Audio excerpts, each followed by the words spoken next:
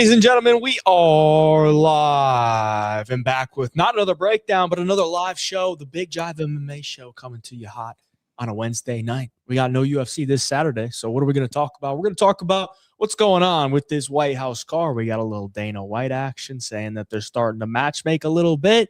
We'll recap how last week went. We'll hit some chats. We got a little Ask Away segment from 3PC that we can go over as well. We didn't want to leave you without a show because there's no UFC. I mean, come on. We got to give a little bit to the people.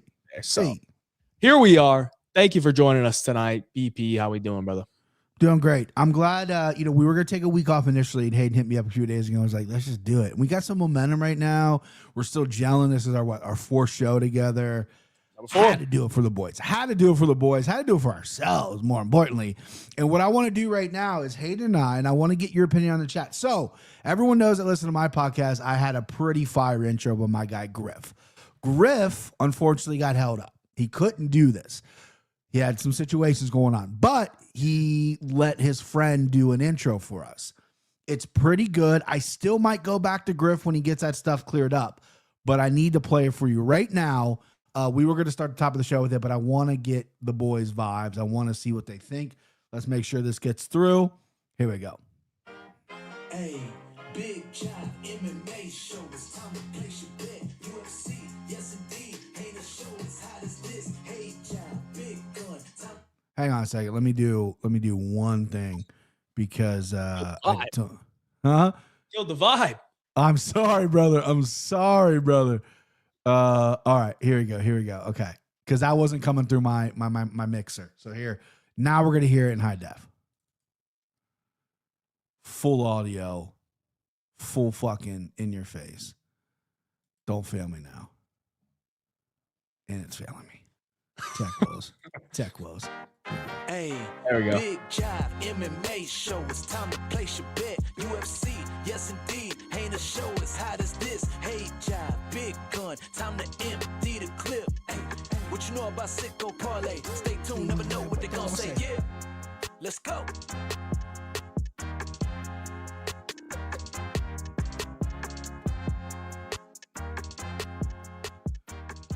Yes, boys. I think that might be the new intro right there. I told Griff's buddy, I think his name's Kibo. I want to sound like that new T.I. song. You know, that new T.I. song that let him know back in 06, your boy was a hip-hop head. And, man, that new T.I. hits me. I'm an old fart. I'm an old man. What's up, William Robbins? So, yeah, that's going to be the new intro. We're going to get some video stuff when we start making more content. That's why we're here, babe. So, Boys, you guys are the best. It's only episode number 4. Remember that? Richard Sherman, bro. I'll never forget. Whenever somebody says number 4, I always think of him. Either 4? Yeah, that was after what? Tom Brady threw like 4 interceptions or something. I don't know. I forget, but always remember that. All right, boys. We got Russ in the chat. Iron Turtle or Edmund? Wow. We got a little fight announcement, I guess. Dixon Sider, my mod. Shout out to Dixon, always in the chat. He's here on time today. Appreciate that, brother. Edmund Shabazian will fight Jun Young Park at UFC Vegas 115 on April 4th. I'm going to go ahead and say Jun Young Park takes it. Rounds 2-3. But I wouldn't be shocked if Edmund finished him or won the first 2, you know? You are muted, brother.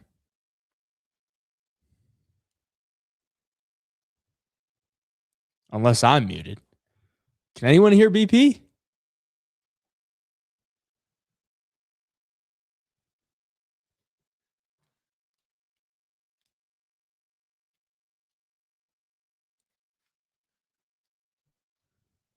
I can't hear you, bro. No, they can't hear you either. Dude. The whole intro. Nothing. BP muted. Can you hear me now? I can hear you. Now I can hear you. Now you can hear me. Okay. What's going on with that? I don't know, dude. I told you, whole new set. I'm discombobulated right now. Now there's an echo. Motherfucking bitch. All right, you know what I'm gonna do? You do the show. I'm gonna do two things real quick. Keep doing the show. I'll be fine. All right, I'm gonna hit these chats. You wanna yourself? If you can mute, he can't hear me now. We're just trying to deal with the freaking echo. BP. Yeah, echo boys. Dude, you're looking like Ian Parker out here. You can't hear that though. BP back with the echo. Yeah, he got an echo. I don't think it's me. Oh, he's changing his mic now, so no echo. Good. Dog chewed up his cable. Dixon, I almost took you off of moderator status because showing up late last week was not a good look, brother. But you're back now. You were here early. You showed up early this time, so I'm going to let it slide. It's a good thing to get in the habit of doing is showing up early, Dixon, okay? Brian Parker. You hear me, BP? No, he's not plugged in yet. Ian Parker versus BP White House co-main. All right, boys, we're going to talk about the White House. We're going to recap how we did on UFC Vegas 113. We each got 6 fights lined up. You're muted, BP, if you're trying to talk. Check 1 2. Check 1 2. You got me? There we go. Okay. There we go. No, I don't have your audio though. Okay. Can you hear me? Disaster, my guy. This is all on me. 100% on me. The parlay I got, JJ. What is the parlay? Segula money line, Kong money line, Souza money line, Jacoby money line, Mihal money line. Damn. I wonder how much you got paid out on that, brother. That's a good hit. Check the chat earlier. Got you. No echo. Bro is back. He is back, but I don't think BP can hear us. Bro's Hear back. me.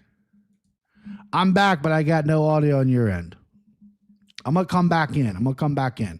Okay. I'm going to go main screen. We'll see if BP can come back in.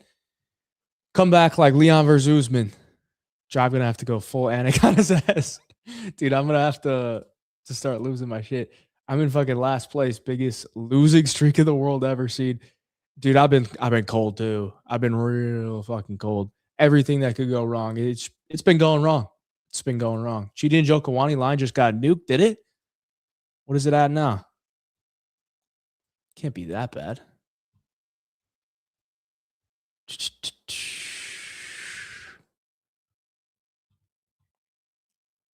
BigJive's audio to headline the White House. Dude, this is crazy. His audio was fine. I think the song might have messed it up. Oh my God, it did. Chidi and Jokawani line did get nuked. Wow. Down to plus 112.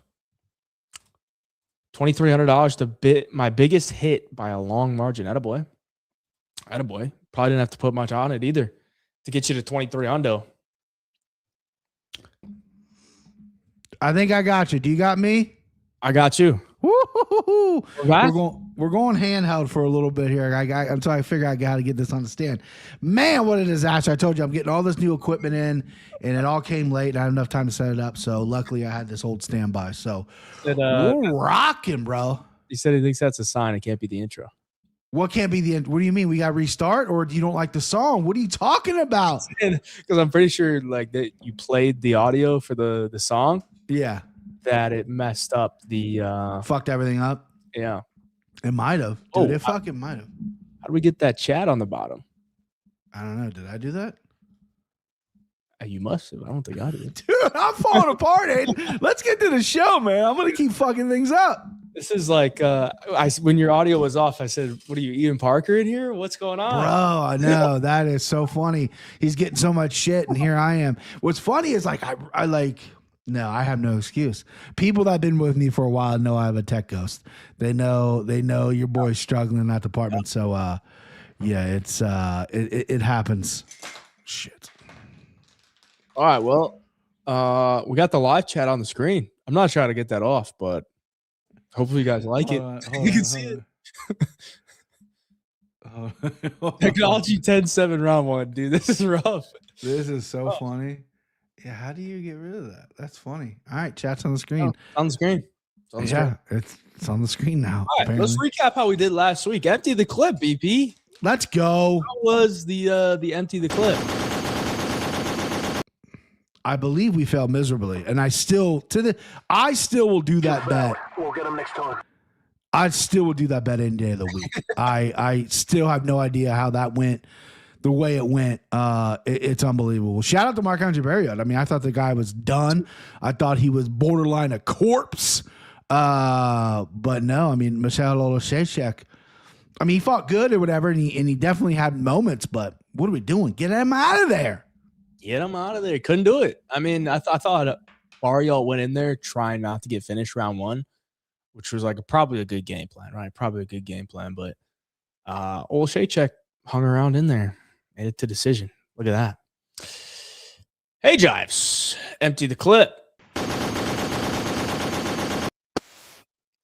Kyoji Horiguchi brought it home. To bring me my money. Yeah, even though I didn't cash in on him because I had him tied to the fight to not start, the fight to not start round 3 in the Donchenko Morono fight. I had that in a parlay, and Keith Peterson didn't want to stop the fight. Didn't want to stop the fight in round 1 when Alex Morono was nearly dead. He's fighting a corpse. A corpse there, and the corpse made it the full distance, which was pretty wild. But we cashed the empty the clip. That's 2 out of 3 on the year. And we cashed the 3-punch parlay. Hey, yo. Tell him to bring me my money. Sozo's a big hit. I was not on Souza. I backed her because of you.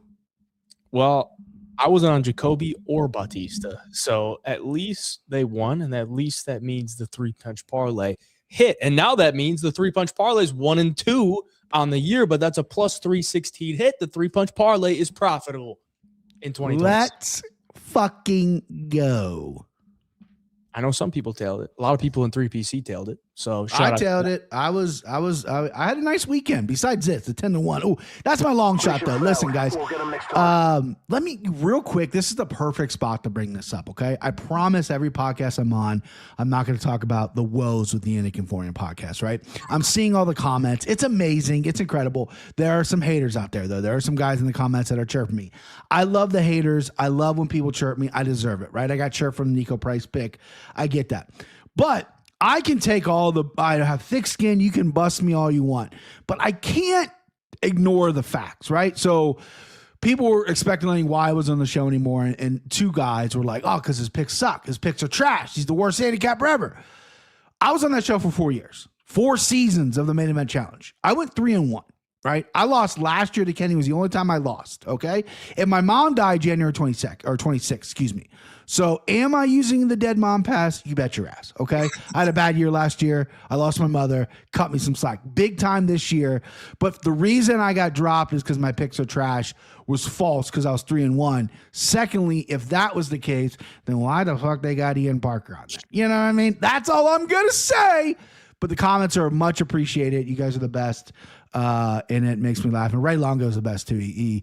We had a nice phone call last week, and he stuck up for your boy on the show this week. So, but I just want to get out there. I wanted to. My ego wouldn't let me let that one slide. I'm 3-1 against Kenny. Okay, he has a couple bottles broken over his head. That was our bet. All right. Kenny's actually not terrible. Like for a lot of these like fighters or ex-fighters that are like trying to give their picks or make bets or whatever. Usually so bad, but Kenny's actually not terrible. Like he's pretty decent. He would make good money if he gambled. He doesn't gamble. He doesn't actually put money down and bet at all. If he did, he would be very, very good. But yeah, he's not a gambling man. I like that he's not afraid to take the up and comer. Yeah, because a lot of fighters and ex-fighters always go with like the veteran. They're like, sure, veteran's gonna win. Like there's no way, you know. But Kenny's not. Kenny can go for that underdog that a lot of people are counting out. Yeah, I mean, I fall into that trap. I have taken bets over, underdogs. That's just that's just me. Ken Flo got that crypto. Well, that crypto ain't looking good right now, boys. You know, I checked my crypto wallet the other day, and I was hurting. I said, "Wow, yeah, that money that I had stashed away in Bitcoin is significantly less than the last time I checked it." So, hopefully, Kenny's got fun crypto money. Yeah, Kenny is a legit capper. Yeah, it's pretty good. Kenny was on Bitcoin when it was like $2,000 or something like that a coin or whatever. He's been on it for a long time. I bet. Let's check out my sicko parlay. Started off 1-0, and then Katlyn Souza decided that she was going to hug. Yeah, you were close, dude. Dude, I don't understand what was her game plan. Like, Souza, what are you doing? I mean, probably the worst game plan that she could have went in there with, and she still won the fight, which is kind of wild to me. But she actually had an opportunity to finish the fight, but she went, I feel sorry for you, Bruna. I'm gonna hug you up against the cage.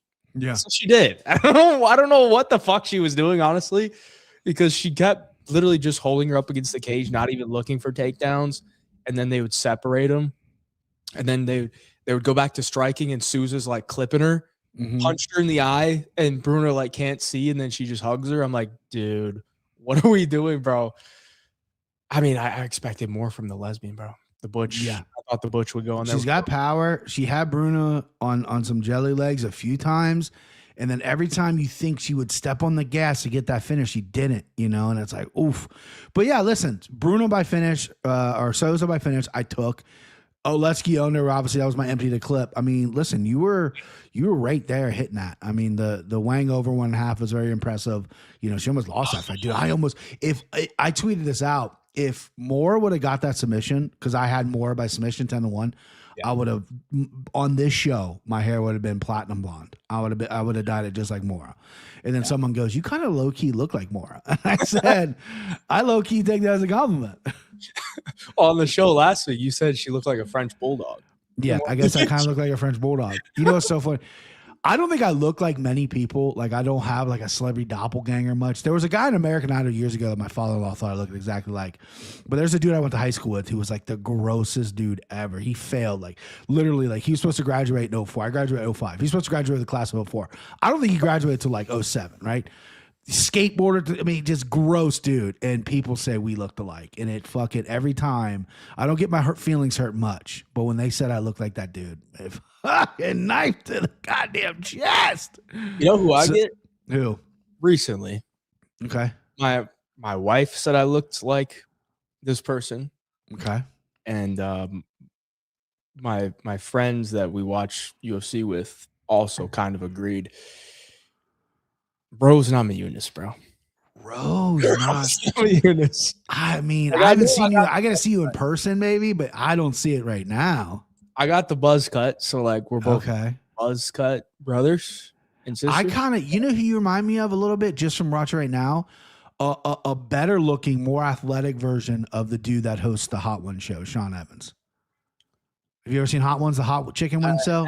But I don't know what he looks like. Yeah, it's a mix between him and like kind of like Justin Timberlake a little bit. You know what I mean? Oh yeah, I guess I kind of see it. Yeah. Yeah, but I think more younger in shape version of Sean Evans, who listen, good looking guy. He's a good looking cat. Very successful. I'll drive Eunice. I got Marvin Vittori a lot when I had hair because I had a little bit of a comb over. Maybe because of the skin tone you have, right? Maybe I don't know. I also get Ian Gary quite a bit as well. Which I don't see the Ian Gary at all. Great. Hey, John B, did you see the release job? Yeah, I did see that. The Bachelorette job at. Surprised because he dug deep for that win, but a lot of these releases, I mean, they have a lot of people on the roster, and I think they're making some cuts because the White House card's going to cost $100 million or whatever the fuck. So maybe they're making necessary cuts and not really. They're going to fucking negotiate. Paul Hughes by Lazy Bed. That's really good. You do look like Paul Hughes. I get that one more than anything. Like Lazy Bed. Of course, Lazy Bed knows exactly who you look like. That is unbelievable. Yeah, Paul Hughes. Yeah, Ian Gary, no. About Javid, I think it's very clear with the UFC. Like, if you're not putting on entertaining fights, they don't need you, bro. They will let you go. It doesn't matter if you're winning. because at the end of the day, the dude was what 4-2 and 1 no contest, and he's a solid fighter. Like, and Renat Fakhretdinov was what 6-0, Yeah, 6-0-1, and they let him go. But Tai Tuivasa on a 6-fight losing streak. Why? because he's entertaining. He drinks fucking beers out of shoes. The Renat Fakhretdinov one, I've heard rumors and rumblings that was more of a he wanted a certain number, and they're like, no. And he went, okay, we'll see you. Yeah, I mean, they don't need him. They don't need him. Go over to PFL. I got a whole Russian league over there, bro. Right, yeah, all they have is fucking Russians over there. All they got. That's all they got. I watched the PFL last week, the one in Dubai, and every fight was Khabib cornered every fucking fighter. It seemed like. Pretty much. Crazy. They show up to Dubai and they just got Russian after Russian after Russian. Yeah. And it probably makes it easier on them because they can all just travel in one pack, show up to the fight. Yeah, they all probably stay. I mean, we've seen the hot tub picture. They probably all stay in one room, share the same fucking bed, toothbrush, everything. Who knows what they do? You know, they're close. Save that coin. Save that coin. Yep. All right, boys. Let's actually go over this first. BP, how'd you do on picks last week? I did good. I'm 7. I got a 7 hot shot. I think I'm ahead of you, bro. I did pretty bad. I didn't do great. Oh no, you're ahead of me. I got what? This is just from last week. Oh, this is last week's. Okay. Oh, there you go. Yeah, 7 fight. I'm 13th. There you go. Almost top 10. Yeah, I guess 7-fight win streak. I ended the card really, really well, and it helped my wallet as well. Heath 11-1. 11-1. What was the one? Can I see which one he got wrong? I don't know if I can see that, but 11-1. Yeah. I wonder which one he got wrong. Heath, please let me know which one you got wrong. But Heath's a good dude. Heath is he's been around for a while. Una's in the top 3 again. Yeah, he was the top 3 last. Where did Trindaddy go? My boy Trini fell off. He had a lot of people had a rough week. Oh, he didn't fall that far, did he? Well, this is just from last week. Right. Yeah. Oh, I mean, 9-4. Okay. I mean, 9-4. It's not like he went, 2-7 like James. Sorry, guys. Sorry to Jay Mace. 2-7. You got to tighten up, brother. You got to tighten up. Overall, Luna's kicking ass, man. Luna is just absolutely ripping it right now. Stud. 29-7, 8 fights in a row with the W. Trinidad, still top 10. Okay. Trent's still top 10. I'm in the negatives. Oh, we're really close though, bro. Look at us now. Last week I was damn near the bottom. Now I'm 2 away from you. I did forget to put in 2 picks, the Javid fight, and the Nico Price fight because they got switched up. Right. I think the Javid Basharat fight I didn't put in either because Giovanni stepped up. I don't think because when I did my picks, I don't think Giovanni was on there yet, so I didn't pick that fight either. Well, this week the 5 picks are open for UFC Houston for next week, not this Saturday, but next week. Good card, boys. And it's going to be a big contest going on for UFC Houston. Got to let you boys know. Next week, biggest fight picking contest ever, or at least anything that I've ever seen. So get your picks in. Sign up to 3punchcombo.com. There's a link down in the description below if you're not already. You can get a free month with BigJive. Or if you don't want to use BigJive and get a free month, you can just sign up for free. And you'll also be able to get access to the fight picking, and you'll be entered to win this biggest contest ever. We got to keep it on the DL because these are going to be some pretty big stakes that are going on with this fight picking contest. But we'll have that announcement for you next week. I just want to tease it to you guys. Get a little bit of tease out there. We got something big cooking up with 3PC for the fight picking contest coming in UFC Houston. What is that? The 21st, February 21st. Yes, sir. It was in shambles, bro. Let's go, lads. Let's suck the teeth. Yeah. I'm down. Absolutely. I've never turned down the suck some titties. Check the records, bro. I was gonna put him in. I backed out. Thank God. Couldn't believe that performance. What are they talking about? Javid. Well, listen. No one can be ashamed of ever talking about Musai, bro. Okay. No one can be ashamed of picking a fight. I was on Nico Price. Not only was on Nico Price, it was in a parlay, right? And now listen, Venchernikov. I still think that guy's a bum, right? But Nico Price was knocked out standing up for a good 5 punches still. Like, he didn't go down. Like, that was a bad bet. I share that on Twitter because I don't run away from my mistakes. I don't run away from my bets. And there are people who are like this one guy who's been defending me in the Anakin Florian chat goes, BP, buddy, that's not good. I'm like, I know, dude. Fucking know it.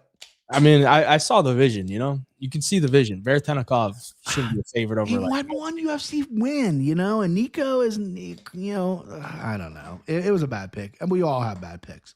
We'll rebound from that. Yeah. Just like my Julius Walker pick, right? Yeah, I mean, he had a good first round. I mean, he stopped wrestling. I don't know why. That's the thing. It's like the first round, it looked exactly like how I thought it could go, and then he stopped wrestling around two. Just stop wrestling. Yeah, you're gonna Julius. get knocked out, bro. You're gonna get knocked out. And What then are you doing, Julius? main event, you know, Vinicius Oliveira goes out there with a broken fucking arm, you know.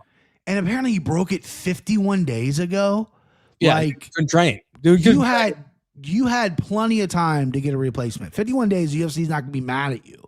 Yeah. That's ego. That's a guy that thinks he can beat anybody. I think he got humbled, and I think he's in the wrong weight class, but he did not look good. Poor Nico spent longer kissing his son because Kabaddi didn't engage. Yes, he did. Yeah. And it is 7. Okay. I literally thought he had I thought he was Phillip Rivers. I thought he had like 11 or 12.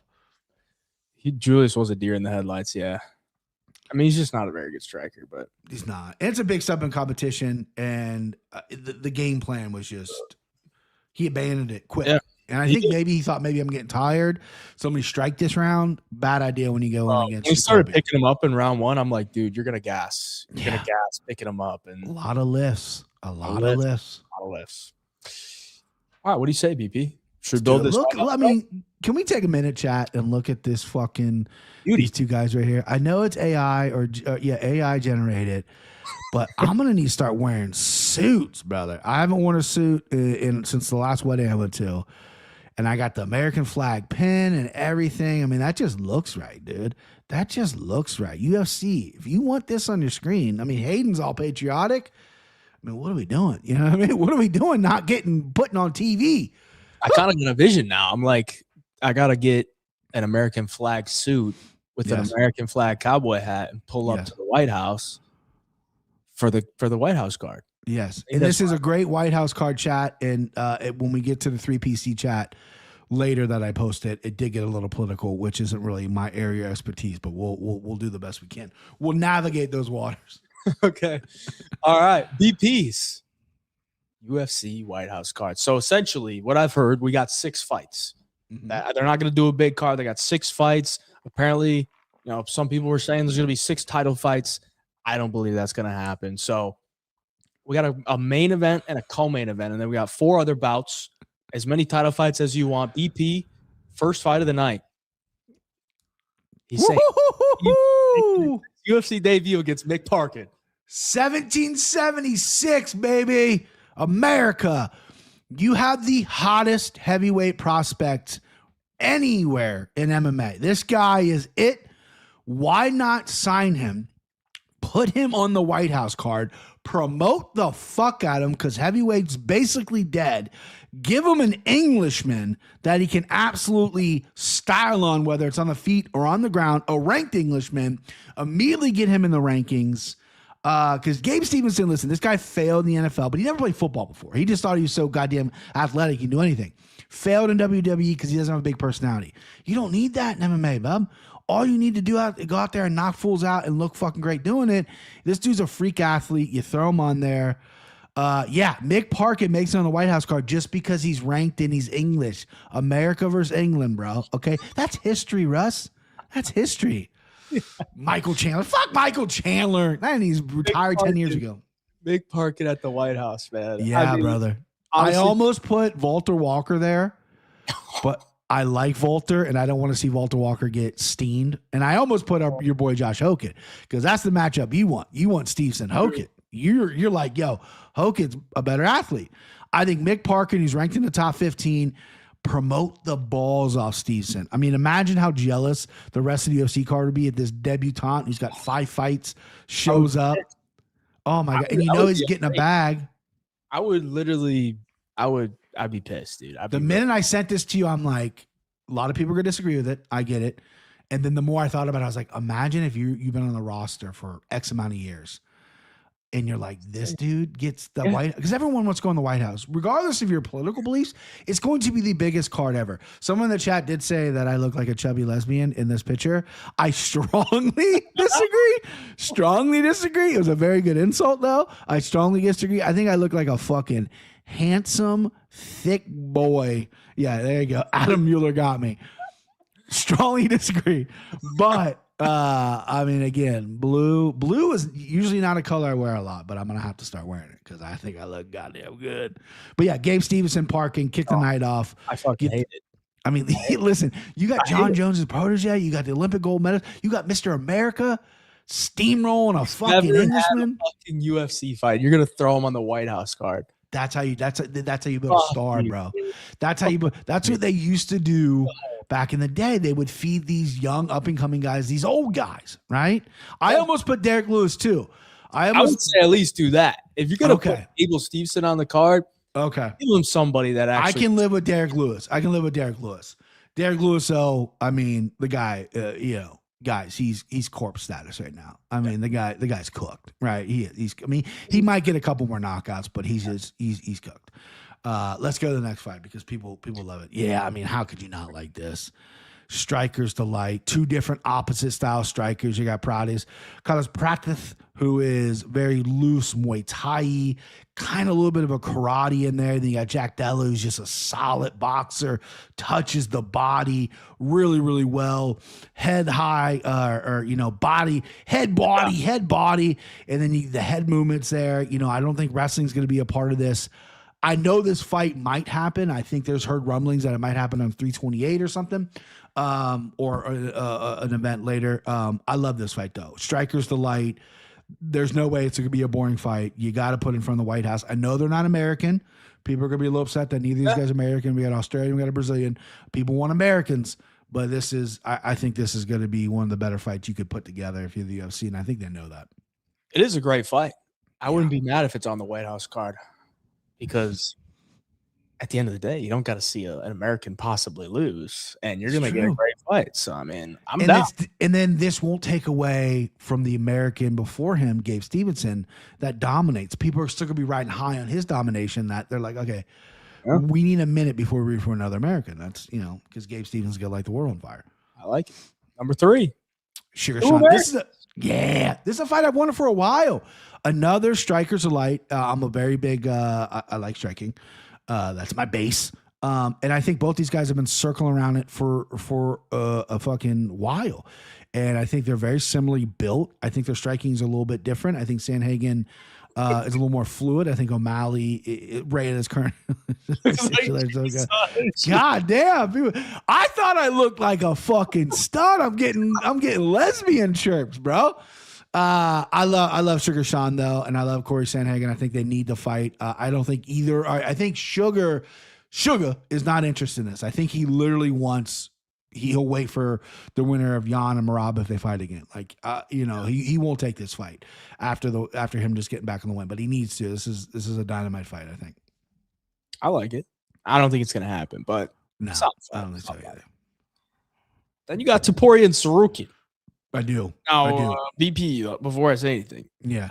This is the White House card, right? I do. And I do. You think Dana White would trust Arman Sarukian on the White House card? I don't. So when you asked me to do this, I got home. I immediately went to my computer and I was thinking, this is a fight I want to see. It's probably not for the White House, right? Topuria Gaethje is probably going to be for the White House. I'm not, Gaethje just won. I just think in terms of who deserves, I think Sarukian is, he's grown on me. He's been doing media rounds, and I think he's like unintentionally funny. Yes, he fucked up. He pulled out of a fight and whatnot, but Sarukian Topuria is going to be the fight. And I don't think it's going to happen. I think Topuria beats Justin. He's going to want Islam, and he's out. I think he's done. He wants to go boxing. Him and Shakur Stevens are talking shit to each other. So I would love, this is just a complete wish list, but yeah, putting a Sarukian on here is tough sell, but this is a fight I really want to see. Longo MMA, I believe Dana said it's not about America versus the world card, more like the best out there. By best, I'm sure he means who will bring more eyes. Very true. Very true. And I think with Gaethje having Ali, this is not official yet. This is not official. This is a wish list, Henny Mac. We are not breaking news. Even though the guy on the screen looks like a guy that breaks news because he's very professional and not a lesbian, but very professional. No, this is a wish list. All right, co-main event. Going title bout. Yeah. You could swap these with Topuria Sarukian. That would probably be the right order. This is probably top 2, obviously, of fights I want to see. They're both talking shit to each other. Joshua Van's got some good clapbacks, something that I didn't think he had in his arsenal. Manel Kopp, not a native English speaker, but he's fucking brutal. Like, he'll drop hard Fs, and I'm not talking fucks. I'm talking the other one, and he'll add a OT on the end of it, and he don't give a fuck, right? He tries to fight Izzy Adesanya. Dude's a hothead. So that fight needs to happen. Again, 2 stand-up guys. They're gonna fucking stand up, and we're gonna see if Joshua Van can handle Kopp's power. What the fuck is his ass card? Come on, dude. What do you mean ass card, bro? Is that a picture of O'Malley? He's on the card. I got your guy in the goddamn card. If that's O'Malley on your thing. Will the president have a say in the matchmaking? Probably not, bro. Probably not. I think it'd be great. I think it'd be great if we get some women. That's my Trump impression.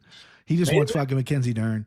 Yeah, main event. I mean, this is clearly Morales is, in my opinion, the next guy at 170. It's not Kamaru Usman. They better not book Usman. I've seen Usman training heavily in Florida. He might not know something that I know because it better not be Usman. But Makhachev is like the king of the mountain right now. And no one has looked good against him. He got knocked out by Adrian Martins many years ago. Volk had a good run the first time. But the guy's like invincible, right? Invincible, excuse me. I need to see if this young Morales, who's fucking huge, how is this at? Are you guys crazy? When I saw it, I was like, dude, BP. Really? Oh, okay. You know what? I'm done explaining it. Right? I want to see fucking Hayden's card. Let's go fucking Hayden's card, right? W video idea though. Yeah, absolutely. Nunes versus Harrison is supposed to be on there. I don't think it is because I think Harrison's gonna be out till like July, bro. Bro, her neck is that scar on her neck is.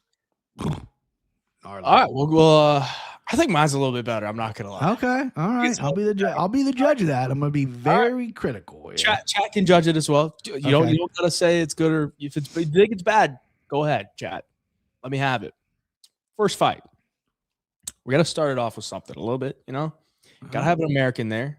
Okay. Americans in the crowd on the TV. We gotta watch the young sensation that is Bo Nickel. Okay. All right. I'm not a big Bo Nickel guy. I'm a big Bo Nickel guy. Bo knows. Yeah, you are. I'm not. But I got to respect, he is one of the best American fighters that we have. We got to get him like a win here. We got to get him a win on the card. So we give him Wash Vittori. Give him Wash Vittori. Vittori's Italian, but he's been living in the States for a while. Been training in Las Vegas, down in Florida. I think he's a little bit edgy as well. I think they could have a little back and forth. Bo Nickel, Marvin Vittori to start us off. Hopefully Bo Nickel, maybe he even cracks the chin of Marvin Vittori. Imagine that. Bo Nickel's coming off a nice knockout. I would like to see him get Bo Nickel Lunatic, or he hates it. Fucking Lunatic that hates both of ours, bro. Come on, it's better. It's better. We can't just start off with something bang. We got to be semi-realistic. Yeah, no, and I like the Bo Nickel. He's a big Trump guy. He's obviously a proud American. Didn't win the Olympic gold medal like Gabe Stevenson did, but yes, I like this. But he's coming off a knockout, and I like the fact that they're finally giving Bo a guy that he can grapple with. Like Ranier de Ritter, he wasn't grappling. He tried to stand up with him, and then fucking the next the fucking old Brazilian dude, I can't remember his name that he just knocked out. He's not grappling with that dude either. Vittori, he's gonna grapple. That's what I want to see. I want to see grappling out of Bo Nickel. Enough of the stand up, right? Stand up to grapple, bro. Imagine Cody Brundage, Bo Nickel too. At the White House. They need it, bro. Could put Bo Nickel versus Torres Fitty. Bo Nickel, Torres Fitty. We're going Black Beast, and we're going with the real heavyweight prospect here. No Gable Steveson. All right, we're going with the guy that is actually has fights in the UFC. He's been putting in work. My man Josh Hokett. All right. Yeah, I think this is a perfect matchup to make, right? You got Josh Hokett, the American, the young prospect in the heavyweight division, who's making a name for himself, saying all this outlandish shit, right? So if he's on the White House card, if he wins, boom, he gets jolted into stardom for beating Derek Lewis at the White House. He's the American guy in the heavyweight division. But if he loses, people are going to love that. Some people are going to love that, right? You get this very patriotic heavyweight that's saying outlandish shit, and he gets knocked out at the White House against the Black Beast, Derek Lewis, who everybody loves. People are going to love that. Mm-hmm. I think it's the perfect matchup. Derek Lewis, Josh Hokett. I think that's it. If it was Derek Lewis 3 years ago, I think you're exactly right. I think Hokett, he's not ranked in the top 15, but I think he needs maybe a better opponent. I am on the Hokett train though. I like his skills. I don't like the bits. I like his skills, but I knew you were going to put him on this card. Let's go, Auto Impulse. Of course. I think it's the perfect matchup. Where it's a win-win. It's a win-win for everybody involved. Interesting. We're going title. Okay. You got Sugar on there too. Okay. O'Malley, Jan, 2. O'Malley definitely wants to fight on the White House card. 100%. I know that. Are they going to do Jan Marab again before that? I don't know. That's the rumblings, dude. That's the rumblings. The rumblings are... Because we got to think about it, right? They have the April card, which is the numbered card. Yep. Then a May numbered card, and then it's June. So they got like 2 title fights realistically. Yeah. That they need to fill. And this is on June 14th, which is President Trump's birthday, which is also my daughter's birthday, which is a Sunday. Which is interesting. It's a June 14th, a Sunday. Oh, it's going to be on a Sunday. Yeah, which my wife just pointed that out to me, and I'm like, huh. And I checked it. Let me double check. Maybe she's wrong. She's got to be wrong. There's no way to do it on a Sunday. Right. You kidding me? Yeah, June 14th, bro. It's on a Sunday. Oh, well. But I mean, listen, oh, motherfucker. What did you just do? Spill my drink everywhere. Oh, no. I heard the ice. I was hoping it wasn't ice. Bro, this is a disaster show for your boy. Here, you keep doing your card, and I'm gonna go get some paper towels. Okay. I'm gonna hit these chats. O'Malley Jan would either need to be co-main or main since it's for a title. Well, just wait till we get to the last 3 bouts, brother. Just wait till we get the last 3 bouts. Shout out to Heyja for getting MMA GOAT on the pod. Absolutely. Cost me a lot of money, man. BP cost me a lot of money to get him on this show every Wednesday. I thought Marab said there would be no Russians on the White House card. I mean, I don't know. I don't know how you get around the Russians. Unless you're, like, if you're not putting on title fights at the White House, then sure. But if you're going to put on title fights at the White House, you're going to need some Russians on there because there's enough Russians around the title fight picture. You're going to have them on there. And I don't see why they wouldn't. Like, who cares if there's Russians on the White House card? I don't really care. I'm not going to read that. Justin, Ilya, Dana tried to sell it to Pat. I fucking hope not, dude. I really hope not. Please no Justin, Ilya. I agree. I made a video about that, but I don't want to see it. I think O'Malley Jan is decent, right? For a title fight, it's a rematch. O'Malley won the first one. That people didn't think he won. And then 2, O'Malley's got the crowd behind him, right? At the White House. Petr Yan wants the revenge, but it's going to be tough to beat O'Malley at the White House, man. It's going to be tough. We ditched this in. Fight number 3. This is the biggest one of them all. Paddy the Baddy versus Conor McGregor. And hear me out, chat. Hear me out. Okay? We actually, if you were in my chat for this live stream, we actually kind of figured this out, right? Paddy Pimblett fought for the interim title. He lost the interim title, but he gained a lot of fans. And in doing that, he realizes he's not top of the lightweight division, right? He looked nowhere near top of the lightweight division, but he gained a lot of fans. So now what does he do? Is he going to go back and fight somebody in the lightweight division to try to work his way back to the title? No, he needs to fight a big name to improve his stardom because he's not that great of a fighter. He's just not. So Paddy's already a huge 155er. I mean, he cuts a shit ton of weight. He likes to get fat. We know Conor McGregor is probably not going to make 155 anymore. He's probably going to have to fight at 170. Why not? For maybe just one off, Paddy Pimblett goes to 170 and fights Conor McGregor at the White House. They want to see McGregor at the White House. Who is he going to fight? I don't really know. Like, I don't know who McGregor would fight, but I feel like Paddy Pimblett might be the best opponent for him based on the involvement from the fans and also what the UFC would want to see happen. Yeah. You know? They've already passed on Chandler. Dana did. Masvidal says he's training for something big and he can't talk about it, but Dana was like, no. Because Masvidal McGregor at 170, but Masvidal's not in the UFC right now. I figured they would do someone active. Listen, if Paddy, yeah, I mean, at 170, he could definitely turn around because he took a beating.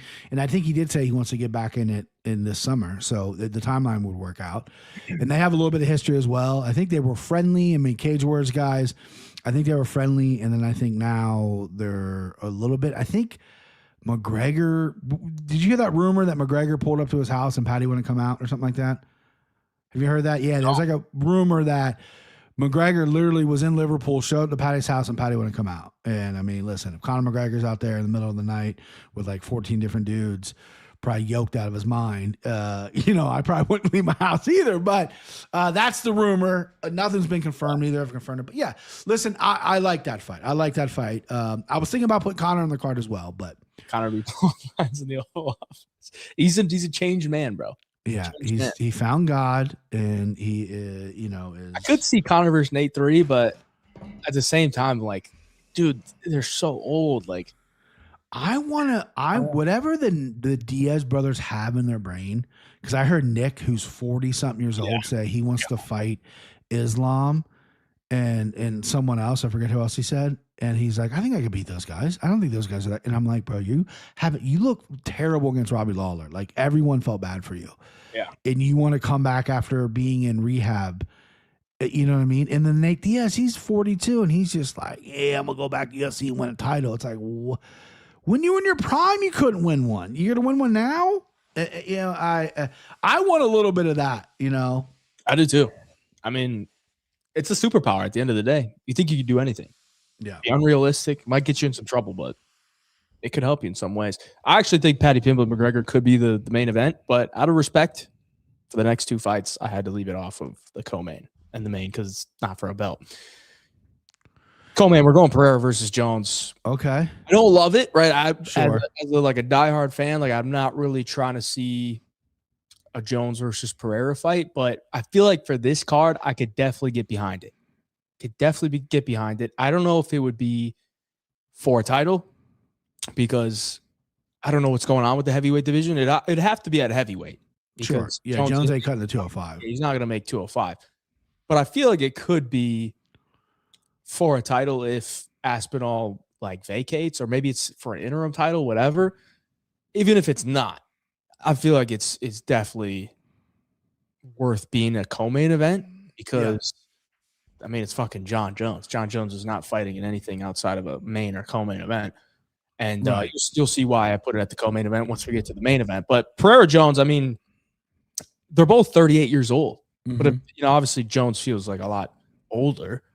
So I don't think it's a terrible fight because I feel like I don't really see John Jones just running through him on the ground.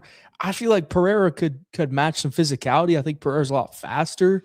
I think it could be a good fight. Maybe a couple years ago, John Jones would steamroll him. Yeah. What I saw in that Stipe Miocic fight, I mean, I don't think John Jones is anywhere near what he was back in 2020, Yeah. So I think it's a good fight. I mean, listen, I think it'd be a good fight as well. It'd definitely be at heavyweight. My only concern is John keeps talking about how bad his hip is. He's got arthritis. He thinks he's done. He might not be done. He would fight on the White House card. I think that's the only fight I think he'll take is the White House. I don't think it doesn't matter who it is. I mean, I think in a world where it would never happen, Jones's last fight, I would love to see him against a real heavyweight in Aspinall, right? I would love to see that. But Aspinall just had eye surgery. That dude don't look like he's coming back anytime soon. So what's the next best thing? Give him Pereira. Pereira wants to move up. He wants to try to get that third belt. Let him try to make history. I mean, he's one of the biggest stars in MMA we have right now.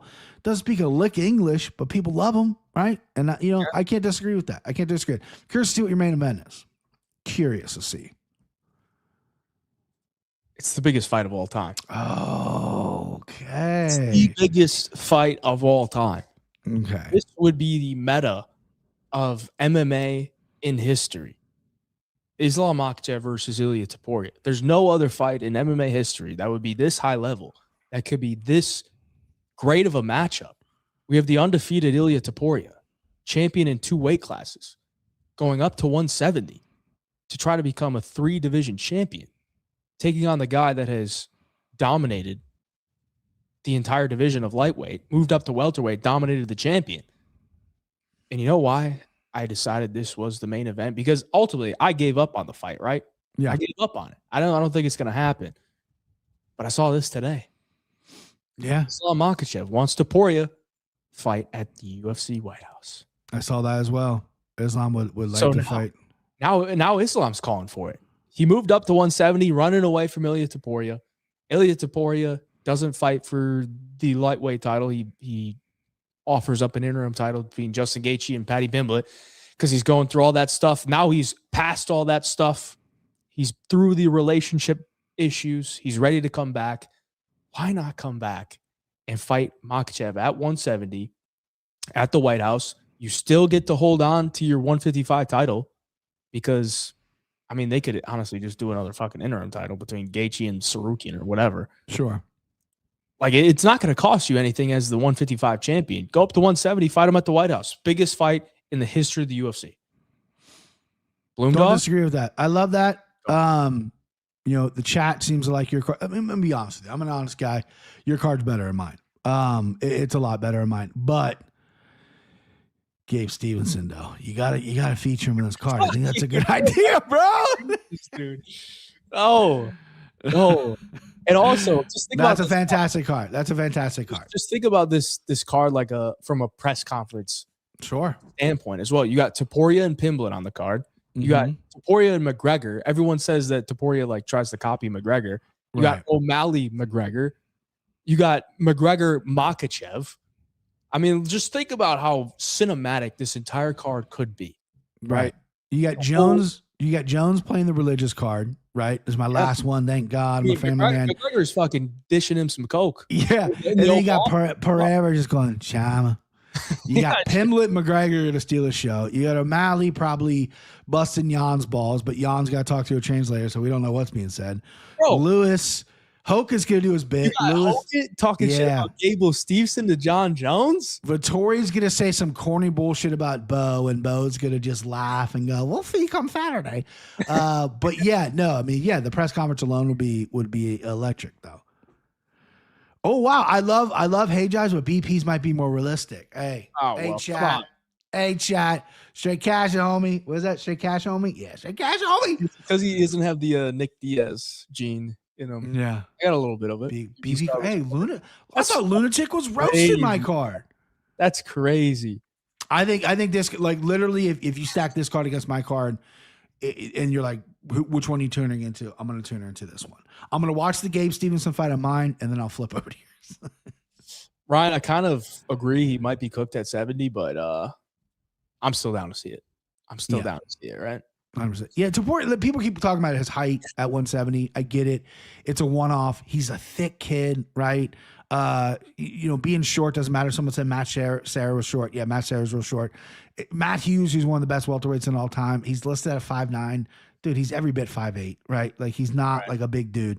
And Islam is a big guy, but like Topuria, again, I think would be just fine in the Islam matchup. Staying at 170 for his career, no. But for that one future matchup to win 3 titles, yeah. BP, have you seen those videos, those dudes running at each other?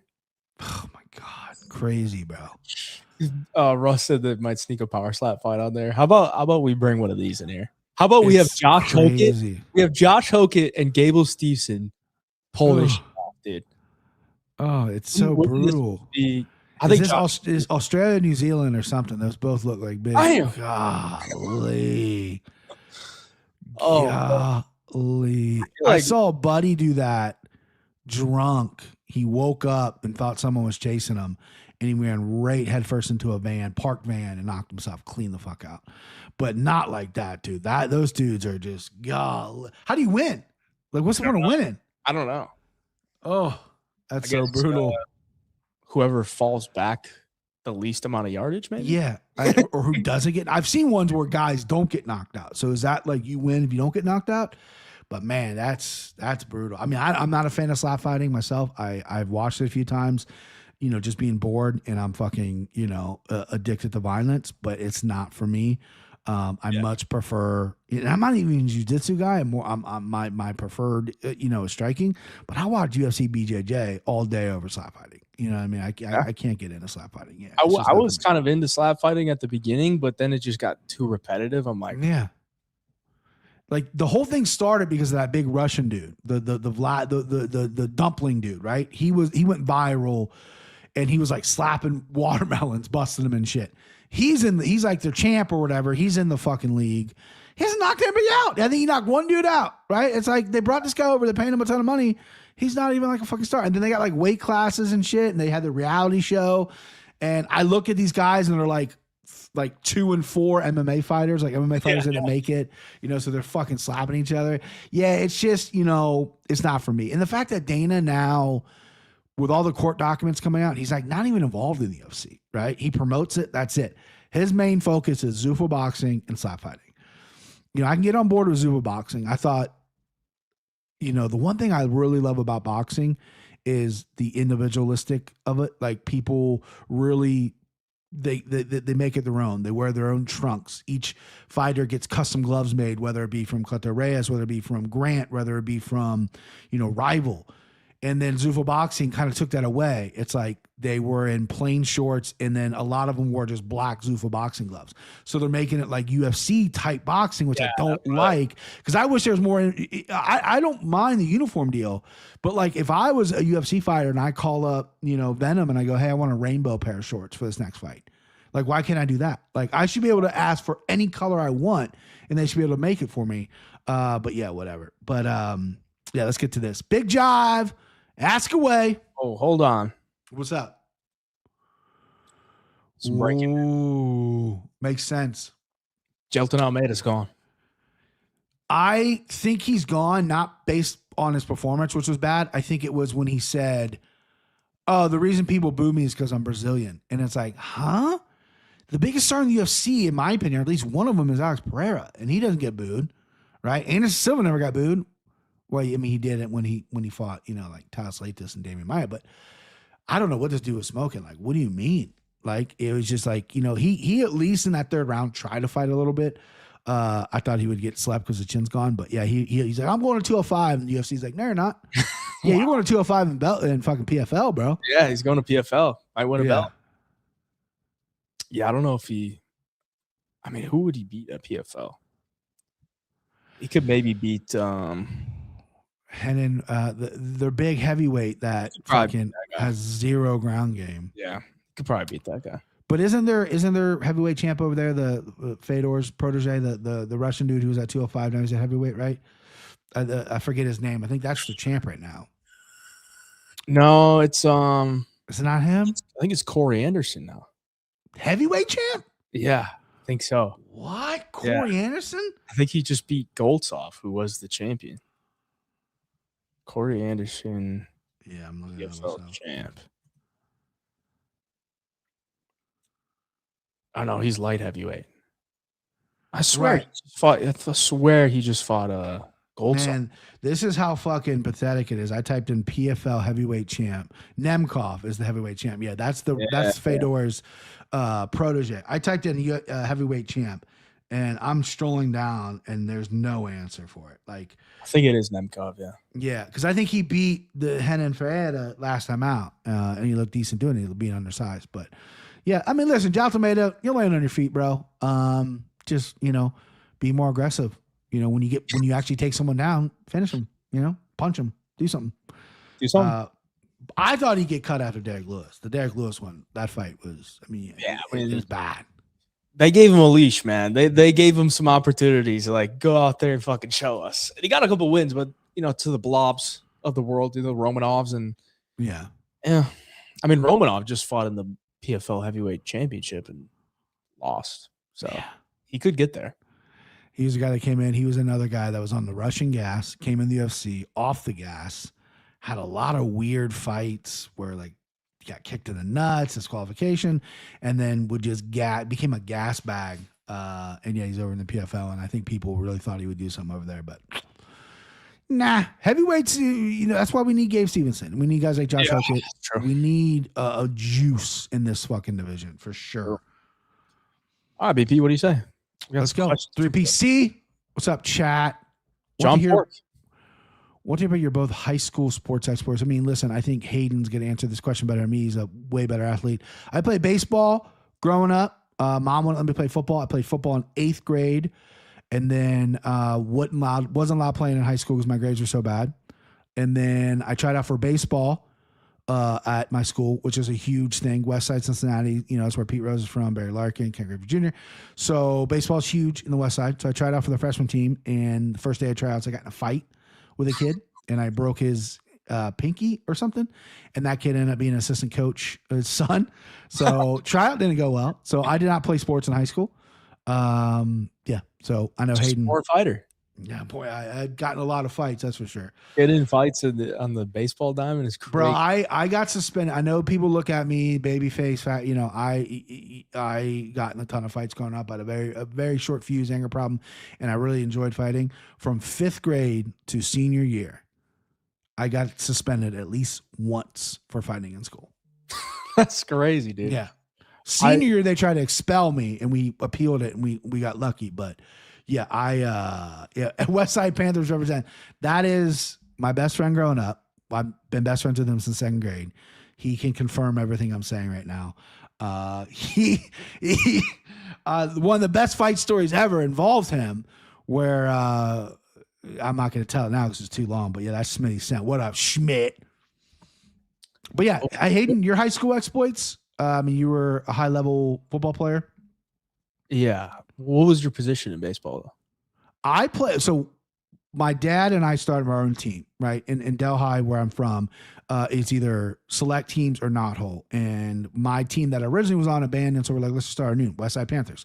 So and I had a ton of friends, and we plucked people off. So I kind of played everywhere. I played mostly shortstop because I had a pretty good arm. I pitched, and the only thing I didn't play was outfield. I caught a little bit, but really infield and then pitching. I didn't like pitching. I wasn't a great pitcher. The only thing I could do was throw strikes, but I couldn't really, I didn't have a ton of heat. Sometimes it's all you need. Yeah, I could just put it over the plate. And then we had a really good pitcher in back when we were playing when we were younger. He couldn't pitch. If he pitched once, he had to sit for like 8 days. So the very next game, they had to have someone else pitch, and a lot of times it was me. Like I said, I could just get over the plate, but that's yeah, great first base. I'm built like a first baseman, but believe it or not, I did not play. I did play first base, I think, my last year playing baseball, and it wasn't a good spot for me. I always thought first base would be like fun to play. Yeah, I didn't love it. I played it. I got my back of my ankle stepped on many a times while people were running through the base, right? And that sucked. I was not a fan of first base, but I'm dying to hear about your football exploits. Yeah, played football, basketball, baseball, and then 1 year of golf. Golf, okay. I do own a state record for most tutties in a season. I knew that. What a stud. Touchdowns, 27. That was back in 2017. So almost on 10 years, state record's been alive. That's awesome. Yeah, 27 touchdowns senior year. Receiving touchdowns, state record. I was a receiver and defensive back. Two-way player, eh? Yeah, all state. Well, we kind of had to be. We're a smaller school, but I was gonna say, how many kids you graduate in school? Like your graduating class, how many did you have? My class was just under 100, I think. Wow, I come from one of the biggest population high schools in Cincinnati, in the state of Ohio. I graduated with 948. Yeah, and then every class below us was like over 1,000. And it just keeps getting bigger. It's a giant school here on the west side. Yeah, we're a small school. We didn't have. I mean, my senior football team, we had like 5 seniors. Wow. So yeah, you had to play both ways. And you preferred receiver over DB, I'm assuming. Yeah, I mean, I was probably just a better receiver than I was a D-back, but I was a good safety. I was a good safety. Yeah. what else can I say about football? I don't know. I don't want to like fucking brag, but yeah, solid football player. Yeah. First team All State. Won the Altoon Award. Nice. You know who Altoon was? Yeah. Played in the NFL. He was from Wisconsin or something. I don't know. Okay, cool. Yeah. And you went to college. What did you finish college football? Did you play all 4 years in No, I dropped out. I went to college at Minnesota Duluth on scholarship. Okay. But my scholarship wasn't really that much because I like really wanted to play football in college, right? Mm-hmm. So I'd worked so hard to try to get a full scholarship to like a D1 school because that's the only place you're going to get a full scholarship, really. Mm-hmm. So I waited. I was getting like recruited by a bunch of these Division I schools, and I was like willing to walk on at like a D1 school, but they were all just like fucking pussyfooting around. And then eventually it got time to like a month before signing day. This was back before NIL and all that shit. Right. So like a month before signing day, I go to Minnesota Duluth, and I had a couple of scholarships from other D2s, but I didn't really want to go there because football programs were good, but they weren't like that great. I was considering Minnesota State. Minnesota State, the Mavericks. Okay. They were the first school that offered me. Nice. And I didn't accept it because I wanted to get to a D1 level, right? And then they called me one time and said that they had fulfilled all their scholarships, so they couldn't give me a scholarship anymore. So then I started panicking. I'm like, I need a scholarship, bro. I need a scholarship to a good school that I actually think like has a good football program. So I went to Minnesota Duluth, went on a visit there. They offered me. I said yes. So then I went to Minnesota Duluth my first year, redshirted, and then I fucking hated it there because it's Minnesota. It's terrible.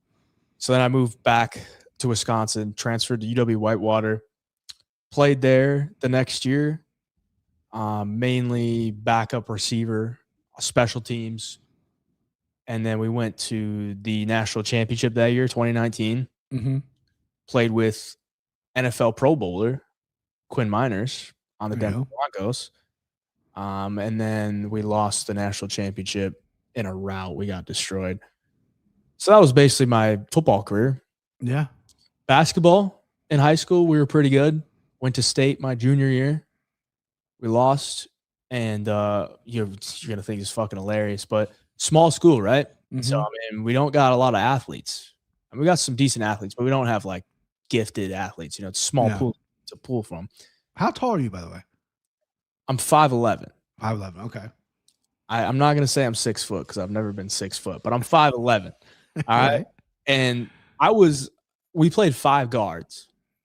So we didn't have anybody taller than me. We were all 5'11". Wow. We played 5 guards, but I was the thickest out of all of them. So I would have to guard the centers. Sure. On the other team.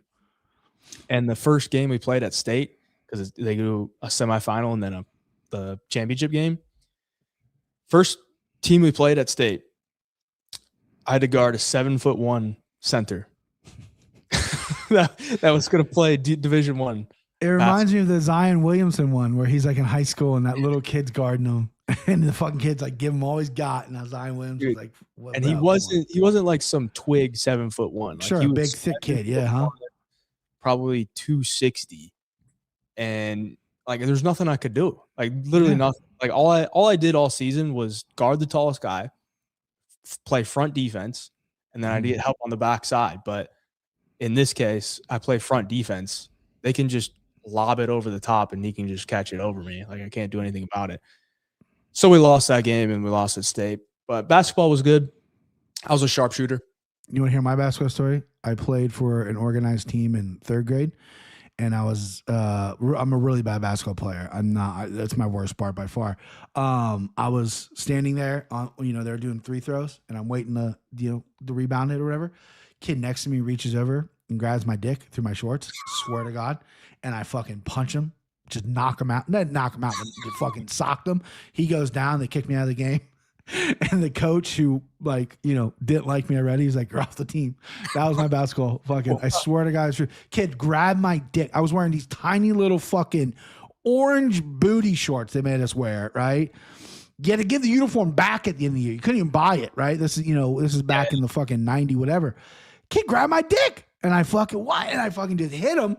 Stepdad was so embarrassed. He's in there watching me. The fucking coach is going off of me. I still get my stepdad shit to this day. I'm like, kid grabbed my wiener. I hit him. Another grown man's yelling at your 8-year-old son, and you don't do anything. Like some grown man's yelling at my daughter. They're getting fucking put their head in the ground. Like this dude just chewing me out. I'm like, dude, the dude grabbed my dick, bro. That's fucking sexual harassment. Dude, he yanked the little gun. He yanked the fucking shit out. I couldn't believe what I saw or felt. I was shocked. My first instinct was, I'm gonna fucking punch this guy. You know what I mean? Dude, I saw a video online the other day of this one kid, like youth basketball. Yeah. One kid like pushed the other kid. Yeah. And then the coach, must have been like the coach's son or something. Yeah. Goes in there and like grabs the other kid off of him. Yeah. And then it's like kind of done, right? And then you see the dad of the kid that got pulled off comes in and just bodies this guy like really fucking hard. I was like, holy shit, dude. What is wrong with you? I've seen wrestling tournaments like that. I'm pretty obviously protective of my girls. I remember we're at Old Navy and my oldest was in a car seat and we're pushing her in her stroller. And this dude who I don't know, a scroungy looking guy, sees my daughter. She's obviously adorable. And he tries to reach his hand in the fucking thing to like, cute. And I fucking snatch this dude's hand up. I was like, what the fuck you think you're doing, bro? Right in the middle of an Old Navy. And he's just like, what? I mean, you got a cute kid. Don't put your hands on her, bro. So I need to calm down. My daughter did play basketball last season, and it was, just girls, below fucking second grade girls. So there was no need for it. But, I gotta calm down because I'm gonna be like one of those dads, I think. Gonna fucking destroy, just knock some random dude out for looking. I mean, this dude, what are you doing touching a kid? Yeah, trying to. Bro, I'm gonna fucking break your arm. Like my wife is ringing out Old Navy looking at me, and she gets kind of mad at me. She's like, "You're causing a scene." He fucking tried it. What do you mean? Look at this guy. He hasn't washed his hands in probably 10 years. Fuck out of here with that. No. They say you got a state record in Ohio for amount of chicks you knew. Yeah. Well, that was the thing is in high school, I was known as like the kid that got in a lot of fights. I was friends with kind of everybody, really good friends with like the jocks. And then my senior year, a bunch of guys, like punk rock was big in my senior year. I graduated 2005. So like everyone had a punk rock band. So I was cool with those guys. And the reason I was friendly with everyone is because, there's the punk rock chicks, you know what I mean? Yeah. There's the cheerleader chicks, you know what I mean? It's all about chicks, bro. I probably can tell you the more times I showed up on a Tuesday night basketball game during a school week drunk than I could tell you the times I did homework in high school. Like it was, comically bad how bad I was in high school. I can't remember doing one piece of anything. It was a miracle I graduated.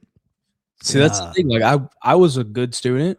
Yeah. But like I look back on it now, it's like, what was the point of that? I had too much fun in high school. I was such a high school and then out of high school. So from probably 17 to 21, I was a real bag of shit. Like invisible, I'm never gonna die, nothing can touch me kind of guy, right? And I know you look at me now, but I did very well with the ladies. So again, my ego's through the roof when that.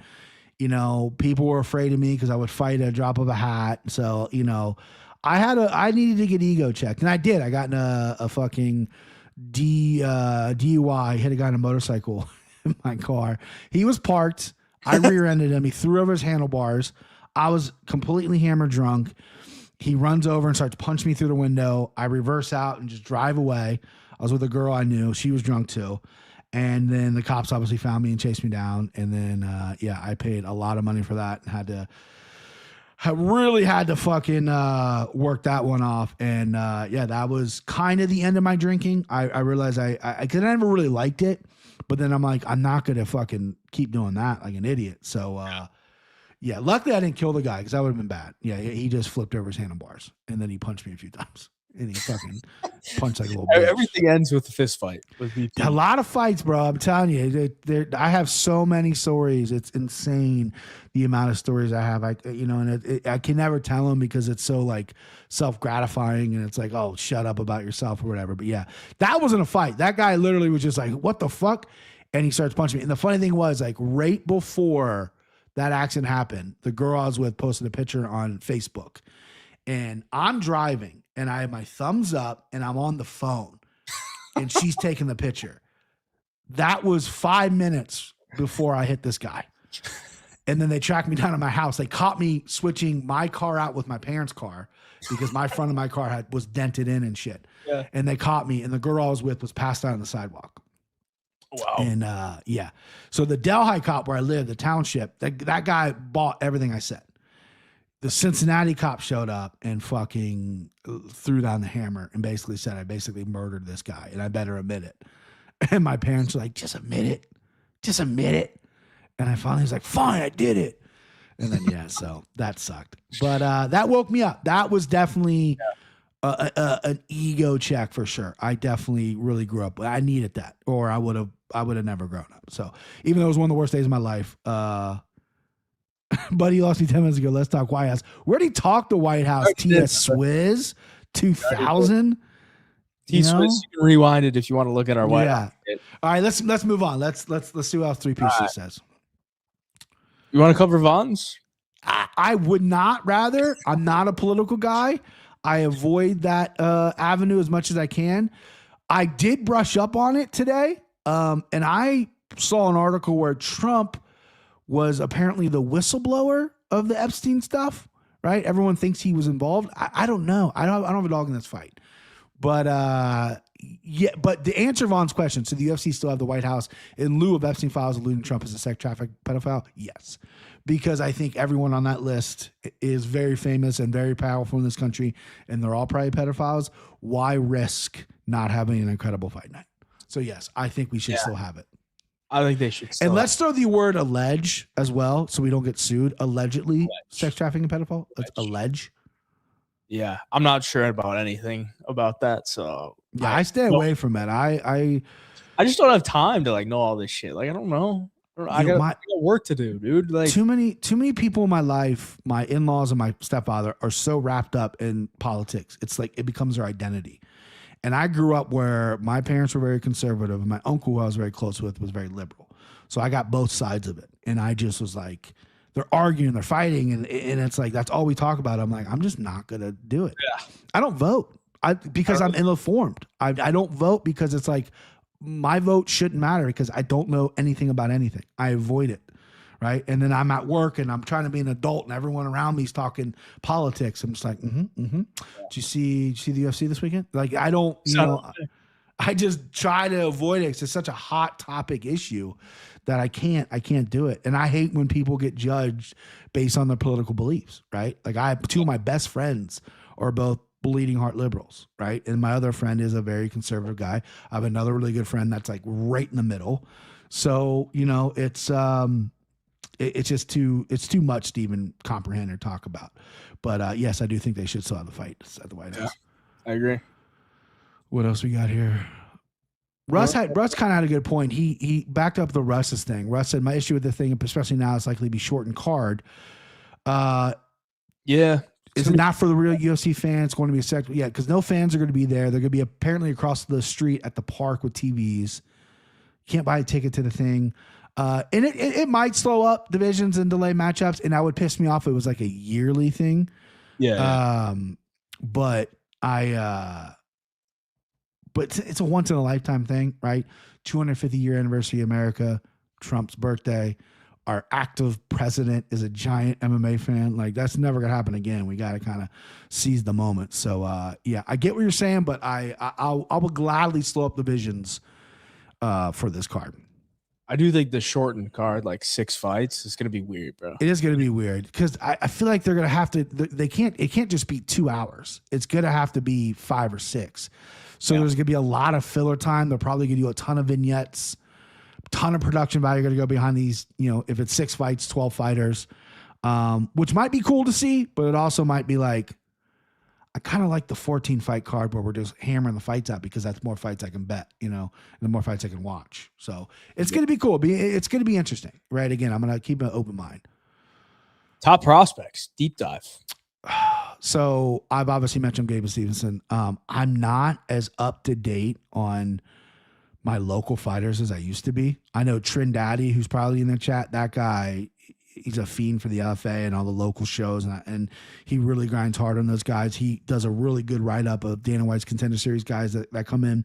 Dana White Contender Series kind of ruined it for me because I'm like, I'll just wait till if they're good enough, I'll just wait till they get there. Yeah. So obviously I know Gabe Stevenson, and there's a guy from Ohio, Columbus, Josiah Harold, who just won in the LFA. He was signed to UFC, but got cut because he had a brain thing, had surgery on the brain thing, trained by Matt Brown, those boys in Columbus, and fought some tough Russian, 13-1 Russian, and he's 11-0, and he was getting grappled a little bit, but took him out. He's a big, he's short, but he's a fucking tank of a dude for 170.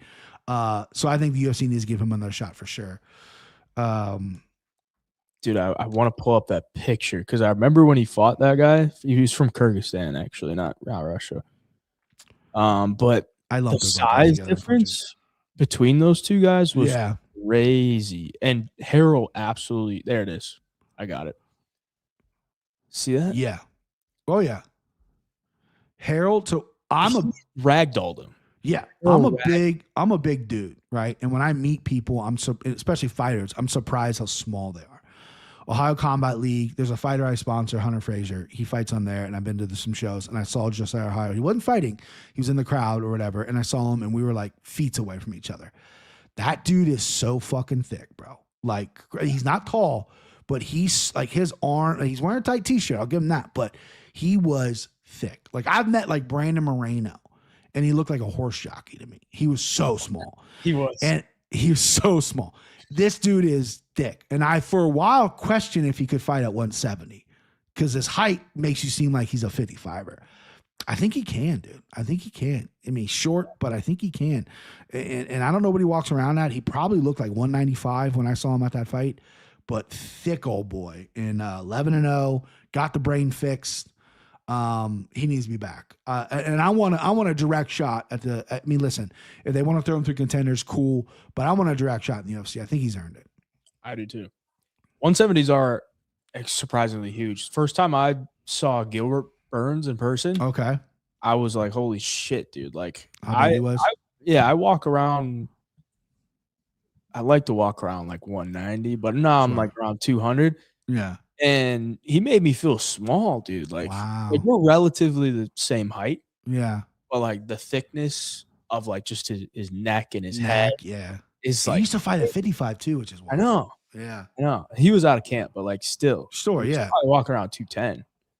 Yeah, big boy. Like, not like fat, like he's just filled out. If you're a conspiracy theorist, I was on the BP oil rig when it blew. Me and my buddy that survived are fully convinced it was an inside job. Wow, taking him back to the old oil rig. I do remember that a little bit. Yeah, I remember that as well. Love me some local MMA. There's Trindaddy. Yeah. LFA 228 next month. Christian Nativity Dad. Oh, He's pretty good. I'm debating on going to APFC next month because it's in Milwaukee, and that's not too far from me. But APFC is one that I'm Pettis for. Yeah, my boy Dante Johnson. You know Dante Johnson? Yeah. He was on the Contenders, and you played football with him, correct? Yeah, played football with him at Duluth, and he was a APFC alum. So they're getting some UFC guys out of there. Around 6 foot 170, nothing crazy. I met some fighters. Lopez is tiny, and Gaethje. Yeah, Gaethje's not very big either. Gaethje surprised me. He's a big head and a decent sized neck, but he surprised me. The only guy that I ever fighter wise, I took a picture back in when the UFC came to Cincinnati years and years ago with Andre Arlovsky, and I felt like he wasn't that big. I was surprised, but I didn't take a picture with him. But I was at Columbus and I was feet away from Curtis Blades. That motherfucker, tall, thick everywhere. He was a big boy. I'm like, he was a big kid. But yeah, I'm always surprised when I meet like fighters like Chris Curtis, who I trained with for years. I think they list him at 5'10" or 5'11" or whatever it is. He's 5'9". with shoes on, right? He's but he's a thick kid. He's muscled up. Let's talk UFC and conspiracies. Let's do it. I'm not a conspiracy guy. I don't know. The one conspiracy that I was told recently was Cal Ripken Jr.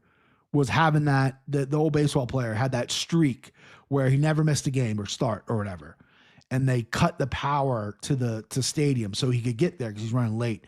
And the conspiracy was that the reason he was running late is Kevin Costner was fucking his wife and he caught. I just heard that one and I'm like, I can get behind that conspiracy. Kevin Costner seems like a coxman. And they definitely cut the power. They said, we have a power outage. No, they cut it so he can get there, but I don't know about him getting his wife banged. I also heard Steve Irwin's wife, the crocodile hunter, was banging Russell Crowe and Steve Irwin killed himself. There's a lot of shit out there.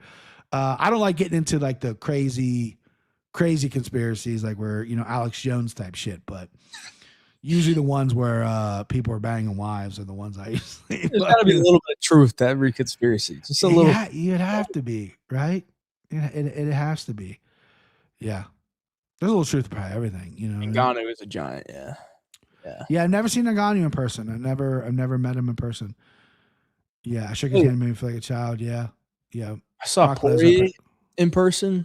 Who, Poirier? Yeah. He looks small. Yeah, he's like a wide guy. I've never met him in person. I've never seen him up close. But they call him like wide body. Like Frivola, I hung out with Frivola, who's a friend of mine, Matt Frivola. He was out of camp eating every piece of chicken that was given to him in Nashville. So he was having a time, and he was a thick kid. He's a thick kid, not very tall, obviously, but he's thicker than I thought, right? And his dad, Sal the Bulldozer, is just an unbelievable human being. We had a really good time in Milwaukee, fucking Wisconsin. Stand your base. What is silly for the Gilly says? Fantasy book the White House card. We kind of already did that. Yeah. Yeah, we already kind of did that. We broke his rules, but we did that. Yeah. Is Chuck Liddell still 60 with CTE? He came out and said he has no brain damage and it's something wrong with his neck. Yeah. Started their MMA journey world. CT, bro. No CET. Yeah. CT and Chuck. Loco says, I love to know when the boys Hey Jab and BP started the journey to MMA and most betting. Give us background on how everything started. Also, what are your favorite current male and female fighters? Current male to watch. I mean, I got to go with Chris Curtis. Kurt female to watch. Mackenzie Darren for personal reasons. As you know, I got a lot of fights. I've already covered that. A fight showed up at my house and my parents finally got to see that side of me. Cops showed up. It was like a whole mess. I got cuffed and everything. My parents were like, what the fuck's wrong with this guy? They knew that I had gotten a lot of fights because I got kicked out of school, but they had never seen when I like flip, right? They had never seen that. So the very next day, my stepdad bought me a punching bag and a bunch of gloves for the garage. I did that for like 3 months, went to a boxing gym, and then tried to save up to go to MMA gym. The only MMA gym that was around here at the time that I knew about was George Grizel's MMA gym, and that was about 50 minutes away. And I was driving a 1989 Nissan Maxima. Definitely couldn't make it there. Then I found Vision. My mom and I split the bill of the gym, Vision MMA, and then I want to be a fighter. And then I got a job writing for Bleacher Report. Most people don't know that. I wrote for Bleacher Report. I covered a few events for them. And then I said, I don't want to be a fucking writer. I want to be a fighter, right? Yeah. So I went back to training, had a couple fights lined up. They all backed out. Never happened. I was going through school, and then I went through a breakup. Then I had my seizure. And when my seizure happened, I was trying to figure out how do I stay relevant with MMA. Like, I can't just watch it, be an observer. I want to do it. So now I'm like, how can I do this? So I've never been a gambler in my life. We have a lot of horse racing gambling in Cincinnati and Northern Kentucky. Never really did that much. My dad gambled a little bit with poker. I played poker with my friends. But then when I went to Vegas for the first time and I sat down with a lovely lady at the Sahara Casino, which is no longer there, and she explained to me what a parlay was. And I could put $5 down and win $300. I went, what? And I sat there all day. My girlfriend's family, they all went everywhere. I said, I'm not leaving. I sat there and built a parlay. And that was when Michael Bisping got knocked out by Vitor Belfort with a head kick in Brazil. He was my final leg of the parlay to win like $1,200, I think. Might have been $1,500. Really? Yeah. He was my final leg. It was like a 9-leg parlay, and he was my final leg. He's a favorite, too. Slight favorite, I remember. And I remember watching him get knocked out and just being devastated. But after losing, because if I would have won, I would have been like, this is easy. Yeah. Losing that, the bug bit me. And it wasn't until I had kids where I realized, okay, I don't want to risk my brain anymore sparring and doing all this stuff with the brain injury. How can I contribute? So I started a website, and then I quickly pivoted from the website to podcasting. I got a plug-in mic and did podcasting because I'm a talker. And then that just became what it was. I think I had a Tumblr for a little bit. You remember the website Tumblr? I think I had a Tumblr with fight pics on it for a little bit. You probably can find it. I never deleted it.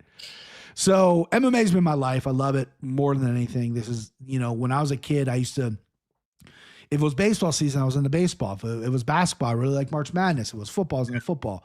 Once MMA grabbed me, the first pay-per-view I ever ordered was UFC 40, Ken Shamrock versus Tito Ortiz. And that was the first, and I haven't missed one since. That was my first one, UFC 40. Wow. And it hooked me. And I've been obsessed ever since for 20 plus years. It's just been, it's in me. It's in me. It is what it is. Yeah. And like I said, I wanted to be a fighter. I actually had some talent. Like I had some raw talent. It was weird. Like I loved it. And then, with the brain injury and whatnot and then starting a family, it was like, I can't do that. I got to do something else. And then I found podcasting, which I love. I found fucking gambling, which I love. Some days I hate it. Some days I love it. And here I am. So, Hayden, I'm very curious to know yours. I actually don't really know your backstory about MMA. I remember you posted a video recently of like your first time doing it, right? Yeah. Didn't you do that? And you're like, never give up, keep doing, or something like that? Yeah. A little inspirational post, for the people. Yeah. For the people. Well, I'm going to look like a fucking casual compared to you, but you guys got to remember, like, I'm only 26. Yeah, I'm 13 years older than Hayden. I'm 39. I'll be 40 in August. There's no way I could tell you like I watched the first UFC because I wasn't even fucking born. right. I don't go back that long because I'm only 26. And sure. It's been 30 plus years since UFC. I actually watched the first UFC. I rented it from Blockbuster and I didn't like it. I didn't like it until UFC 22. Ken Shamrock or Frank Shamrock versus Tito Ortiz and Frank beat him. That was the one I rented and was like, I kind of dig it now because it had more rules. It had the gloves and I didn't like. I wanted structure. I didn't like the no holds barred shit. The Wild West. Yeah. UFC 1 was so wild. What was your first UFC? Well, I wasn't. So like I lived in Wisconsin. I grew up in Wisconsin. Yeah. Like there's no gyms. There's no boxing gyms. No MMA gyms. Like it wasn't anything in Wisconsin was anywhere near combat sports. So growing up, like I would play sports, nothing to do with that. I followed a little bit, like once McGregor came on, and when he fought Habib, so that was 2016. Yeah, that sounds about right. So I was 16 years old. So I could watch that, and then I watched like McGregor versus Floyd Mayweather. So I watched like the bigger fights. I wasn't really like into it, and then it was during COVID when I first started like watching consistently. Right. I was when there wasn't any sports on, so I'm like, I gotta watch some sports. And around that same time is when I started to get into like gambling. Sure. Because I've always been like a gambling type of guy. Actually, I don't know if I should say this, but I got like banned from DraftKings because I tried to use my dad's information. Sure. To validate it because I wasn't 21. Yeah. So to this day, I can't get a DraftKings account because I can't even like. I have to like verify these credit cards that I tried to use. They're like 7 years ago. Like I don't have access to those. So I've tried to get it figured out, but I can't. But I've always liked gambling. I always loved like going into casinos. When I was 18, I lived in Duluth. If you're 18 in Minnesota, you can go into a casino. And wow. Okay. That's cool. So we'd go to the casino, play blackjack and stuff like that. And then I was like 20. And then I started betting a little bit online. And then I just like gambling, man. I'm just a gambling guy. And I like to take the risk and reap the rewards. So then I was, betting on sports here and there. And then once I watched UFC and started betting on it, I was like, this is way better than betting on anything else. So I started watching every UFC from then. I think the first one from when I started watching continuously, like every single week, was McGregor Poirier 2. So it would have been when he got KO'd. Right. Before he broke his leg. Yeah.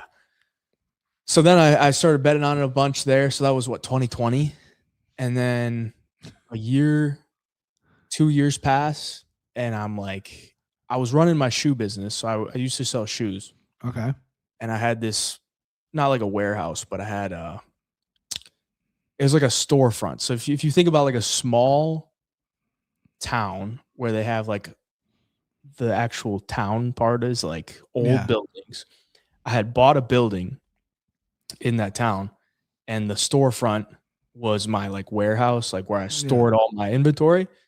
And I basically made that like a UFC watch party area connected to my storage. Yeah. So I was like obsessed. It was like such a sick setup too. I had like a bunch of posters on the wall, looked sick. And I would watch, and I like try to get people to come over and watch with me. It's tough. It's tough for like. It is, dude. I UFC. I have one friend. He was in the chat. All my friends are fucking collegiate soccer players, and they would watch like the big ones when we lived together. Yeah. As long as I would buy a keg, we'll watch them. You got to get the beer. But yeah, dude, it's tough. Not everyone. That's why this community 3PC, starting the podcast, meeting everyone that is like-minded is so fucking cool to me. Yeah, because you find people who are passionate about what you're passionate about. Yeah, like so I wanted to like watch with people, but they wouldn't always want to like come and watch a whole fucking card, right? But I want to be there from the first prelim to the main event. Exactly, yeah. And so eventually, after like a few months, I don't want to say months, but like a year and a half of like watching every card, betting on it, I was like, dude, I kind of want to get out of my shoe business because I didn't really like think I was going to do it for the rest of my life. Mm-hmm. And then I was like, well, what can I do? And this is kind of when sports betting, like social media started to like take off a little bit. So I was like watching these guys. I'm like, I think I could probably do that. So I just started making videos, and then just trying to figure out like what I could do online. Mm-hmm. So I started to do more of like all the sports, like betting on all the sports. Right. And at the end of the day, I was like, I'm not really like that interested in this. Like, who cares about the fucking Reds versus the Cubs today? I'm more worried about like what's going on this Saturday. So then I started to go more UFC. And then that was 3.5 years ago. Yeah. You've been grinding. Like you came on my radar because I think I saw you on TikTok maybe, or maybe it was an Instagram reel. I hadn't followed you yet. And I was like, okay, I like what this kid's doing. Because I support everyone. I've been DM'd so many times. Dude, I want to start a show. How do you do it? MMA Fisherman, who's in the chat, who's yelling at me about full sugar Gatorade. He says full sugar Gatorade is diabolical. He had DM'd me and he goes, and I just said, the best thing to do is just start. Kind of know what you want to do. Do you want to do gambling? You just want to talk UFC? What do you want to do? But just keep starting and putting out content. Because people think that my start was Anakin Florian. I had done, before Anakin Florian, I had done 400 podcast episodes, but just for me, right? Very little following, but I did 400 shows before Anik emailed me and suggested I should come on the show. So people think I like just got plucked out of thin air and was like, oh, where did this guy come from? People think I'm like a DraftKings plan. Oh, he's not on the show anymore because he works for DraftKings. No, not true. They think, all these things. Yeah, so I tell everyone just to grind. And you're a grinder. That's the thing, too. And then once I started following you and I see how often you were posting original content, whether it be on Instagram and YouTube, and I'm like, man, this kid is grinding. Because it took me a while. Like my first probably 250 shows were audio only. I didn't want to do video because I didn't want to do video editing. Like, I don't fucking want to edit it, right? And then I'm like, everyone. And then my also theory was like, no one wants to watch a podcast. Yeah. Who wants to watch a podcast? And now that's like podcasts are on Netflix. Like people want to watch. So then I transitioned to it. But no, my wife sent me this yesterday. Now we're talking about this. This is my oldest. She's 8 now. She's probably 1, maybe 2 here. This is when I got my first shipment of like really good like podcast gear, and she climbed in the box. So I don't know if we can see that on the thing. She climbed in the box, and I'm just like excited. Like I forget what was in there. I think it was a mic arm, a USB interface, whatever. I ordered it all at one at Sweetwater. But that my wife sent me that. I'm like, that's so funny because I've been doing this show been doing podcasting for like 8 years or whatever. So I was 4 years in when John emailed me and I was like, whoa, this is crazy. So that was pretty cool. But I listen, regardless of when you started, how you started, I'm not one of those guys like, oh, he's a fucking casual. Like your commitment to content, your commitment to the game, your knowledge of the game is well respected, and it's pretty cool. And that's what I mean. Listen, I had, not to sit here and fucking keep talking about myself, but like I've been approached by people in entities, companies to do a podcast with so and so, do a podcast with blank name. You will pay you $150, blah blah blah, whatever the fuck it was. And I turned it down. I said, no. The only deals I've ever accepted in my run was 3PC and the Big Jive podcast. And I'm proud to say it because I've never been in it for the money. I've never was like, I need to make money now. I need to do this. I need to do that. None of that mattered to me.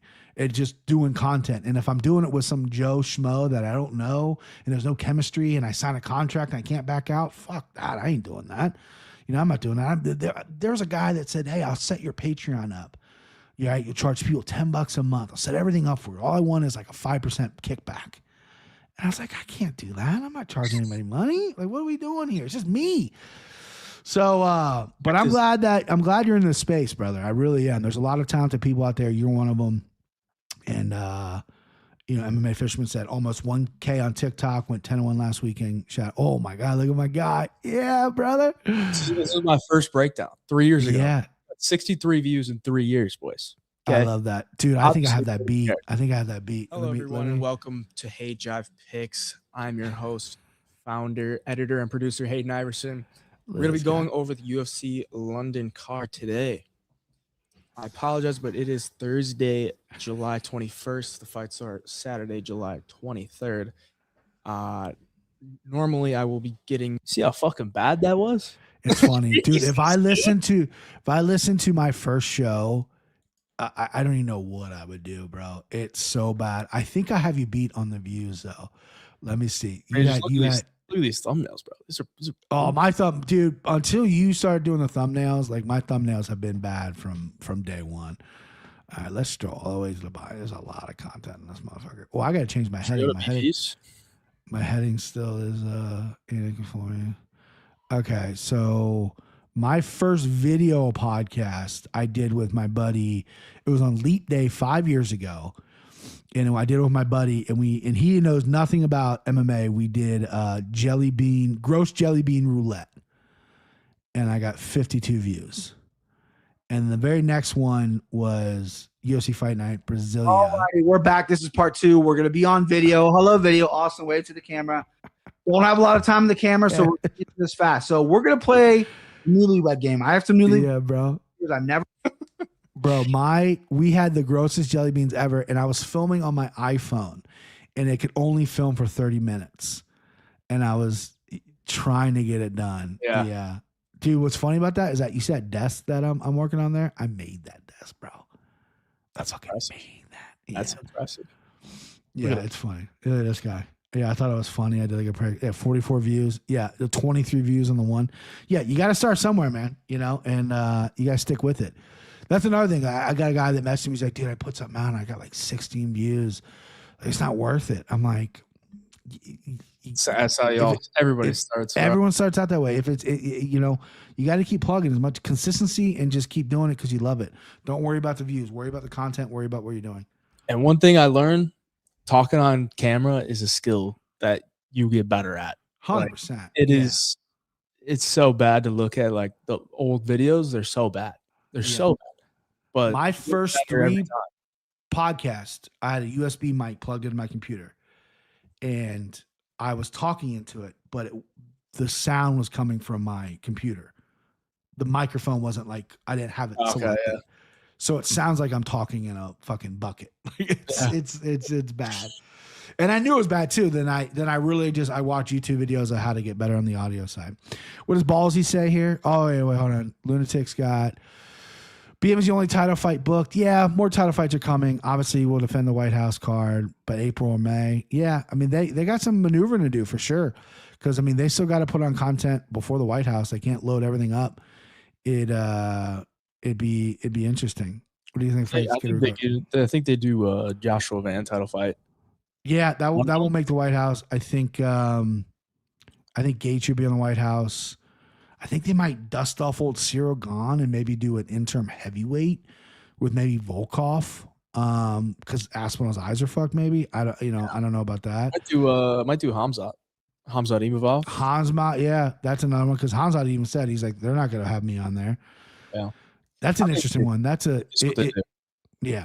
They'll do Joshua Van sometime in April and then Hamzat in what was that, May? May. Yeah, May. Yep. It looks good. Ballsly. Have to choose one for the rest of your life. Permanent clown nose or permanent clown shoes? Shoes, probably. Just because if I'm on camera, like we're doing now, and I got a fucking clown nose, people are like, what the fuck who is this guy? And if I got shoes on, it's just fucking, it's shoes. And then chicks will see that, like, my feet are huge, and they're like, yeah, I'm a married man, so I can't say that. I was thinking about, like, how you going to, like, work out. Yeah, that'd be tough. My job would be increasingly harder. I walk a lot. Your job would UPS. If I drop a package on my foot with the clown shoes on, that's gonna be really bad. Yeah, but again, clown nose. You're delivering to people, and they look at you like, "The fuck's it?" They might look at your feet when you walk away, and then like, "This guy's weird." But when you first walk up to them, you got a fucking clown nose on. They're like, "This guy's fucking weird." Yeah, being on camera, I'd probably have to choose the shoes, but yeah, fuck that. Lunatic, someone's banging in it, right? Banging Costa versus Gain. Oh, gone. Okay, Acosta. Well, Cortez Acosta. Cortez Acosta versus Cyril Gahn. Yeah, I was worried there for a second. Tanner Jones. Love the new show so far, boys. The format is awesome. The breakdowns are great. The content and visuals are sweet. Tanner Jones, smart guy, sharp guy. Just missed on the parlay when we did it, buddy. We're gonna get you another one. We're gonna get you in there. We're gonna get you a winner. Winner, chicken fucking dinner, baby. Go to for Dana White Contender Series. Yeah, Trent is a sharp dude. He knows all those guys. I used to go to so many local shows around here. There's not much anymore. Why would you guys boys match Gable with? Has to be fact checks on that vision page. You are showing up a little late. It's okay. Excuse you. I matched him up on the White House card with Mick Parkin. Anybody in the top 15. I don't think you fuck about. I don't think you give them someone come off the contenders. I think you throw them in the fucking deep end, right? That's what I feel. I think he's a specimen. I think he's special. I agree. I think that's it for 3PC, right? Yeah. Anything else you want to go over, BP? I think we're good, bud. We went longer than I thought. Sorry about the technical difficulties in the beginning. I'm going to get that all fucking figured out. I'm a bit of a mess right now. I mean, I spilled a drink everywhere. God, I still look good in that picture, even though everyone says I look like a lesbian. Listen, the chat, you guys are fucking incredible. The support of this show. I've been getting so many DMs about this show. What was that? Did I hear something? I thought you played the sound. There you go. Yeah, I got a little feedback in the old headphones. No, listen, you guys are amazing, chat. I got so much positive information on this show, which is so great. We're just getting started. We're just gelling. We're still more content going. Couldn't have found a better co-host to do the show with. And then the comments on the Anakin Florian are so much appreciated. I love that you guys are supporting me and stuff like that, even though I think it's really bothering John because I think Ray's going to bring it up every week and it looks like it's starting to kind of piss him off a little bit. But no, you guys are awesome. This is how legends are made. You guys are the fucking best, though. Hey, and I appreciate you doing all the graphics and everything, buddy. Production work on your side is flawless. And we're back next week. We got Houston next week. Houston. Sean Strickland versus Fluffy Hernandez, which I started breaking down today. I'm actually really excited for that fight. I got a lot of questions that need to be answered. Should be fun. Yeah, I mean Hernandez was my call for middleweight champ, and yeah, I'm looking at this fight. I'm like, man, I don't know. I think Strickland might give him a tough fight. It's stiff. We haven't seen Sean in a while. And Fluffy's got really the same game plan he always has, and Sean has usually done well against guys like that. So. Cardio versus cardio. You got a cardio guy that can grapple you to death. You got a guy that can pity pat you to death. So interesting. But you guys are great. We'll see you next week. See you next week. Wednesday, 7:30 Eastern, UFC Houston breakdown coming to you. Till next time, the Big Jive MMA Show. We out.